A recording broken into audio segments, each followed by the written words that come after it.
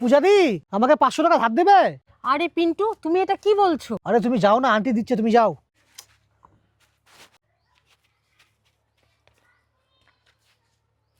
ধন্যবাদ পূজাদি। এ না, ওই টাকাটা তোমার জন্য, আর যা আছে আমার চলে যাবে। কিন্তু পিন্টু, তুমি পূজাদির কাছ থেকে টাকাটা কেন নিলে? এত প্রশ্ন কেন করছো? আমি দিয়েছি, তুমি রাখো, আমি আসছি। নাও পিঙ্কি, পূজাদিকে মায়নাটা দিয়ে আসো। আর পূজাদিকে বলবে ওর মায়না থেকে 1000 টাকা কেটে নিয়েছি, মানে ওটা আমি ধার নিয়েছি, পরে দিয়ে দেবো। আরে পিন্টু, তুমি পূজাদির মাইনে থেকে আবার 1000 টাকা ধার নিয়েছো? কিন্তু কেন? তোমার কাছে তো টাকা আছে, তারপরেও তোমার ওর কাছ থেকে টাকা নেওয়ার কি দরকার? আর এমনটা না যে তুমি ওর কাছ থেকেই প্রথম টাকাটা ধার নিচ্ছ, এর আগেও তুমি ওর কাছ থেকে টাকা ধার নিয়েছো। তোমাকে যেটা বলেছি সেটা করো, যাও টাকাটা দিয়ে আসো। আর বলবে যে টাকাটা ধার নিয়েছি পরের মাসে দিয়ে দেবো। যাও টাকাটা দিয়ে আসো। কিন্তু পিন্টু, তোমাকে বললাম না, যাও দিয়ে আসো। পূজাদি, তোমার এই মাসের মাইনেটা। বলছি পূজাদি, পিন্টু না এর থেকে 1000 টাকা নিয়েছে। নিয়েছে মানে ধার নিয়েছে। ও বলেছে পরের মাসে তোমাকে দিয়ে দেবে। আচ্ছা দিদি, কোনো ব্যাপার না, দাদার হয়তো প্রয়োজন পড়েছে। ঠিক আছে দিদি, কোনো ব্যাপার না। বলছি দিদি, আমার না ঝাড় দেওয়া হয়ে গেছে, তাহলে বাসন কটা মেজে নিই।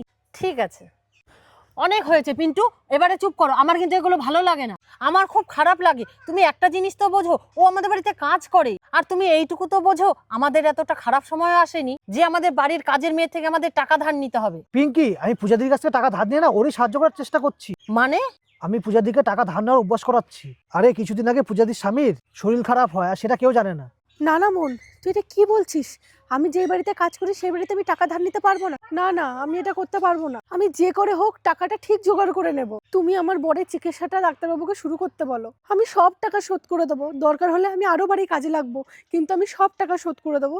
তুমি ডাক্তারবাবুকে বলো চিকিৎসাটা যেন খুব তাড়াতাড়ি শুরু করে দেয়। এতটা প্রবলেম বেড়ে যায়, ওনার স্বামী চিকিৎসা না করলেই নয়। আর উনি এতটাই সৎ মানুষ, আর উনি এত বাড়িতে কাজ করে, ওনার প্রবলেমের কথা কাউকে জানায়নি। আর উনি কারো কাছ থেকে টাকা ধার নিতে পারবে না। তাই আমি ডাক্তারের সাথে কন্ট্যাক্ট করি আর ওনার চিকিৎসাটা আমি করাই। আর আমি ডাক্তারকে এটাই বলি পূজা দিয়ে এটা না জানতে পারে। আর যখন সব ঠিক হয়ে যায়, আমি এটাই ঠিক করি পূজাদিকে আমি ধার নেওয়া অভ্যাস করাবো, যাতে ওনার কোনো সমস্যায় আমাদের কাছ থেকে টাকা ধার নেয়। আর আমি এটা করি যাতে উনি বুঝতে পারে আমরা ওনার কাছ থেকে টাকা নিচ্ছি, তাহলে তো উনিও আমাদের কাছ থেকে টাকা ধার নিতে পারে। আর এটা থেকে কি হবে, ওনার কিছু টাকা জমেও যাবে, আর এতে ওনারও লাভ হবে। তাতে ওনার ভবিষ্যৎটা খুব ভালো হবে। এবার তুমি বলো, আমি কি কিছু ভুল করেছি? হয়তো আমার পদ্ধতিটা খুব খারাপ, কিন্তু কাজের লোকটাও তো আমাদের ফ্যামিলির একজন, তাই ওনাদের সুবিধা অসুবিধা আমাদের তো বোঝা দরকার। কি তাই তো?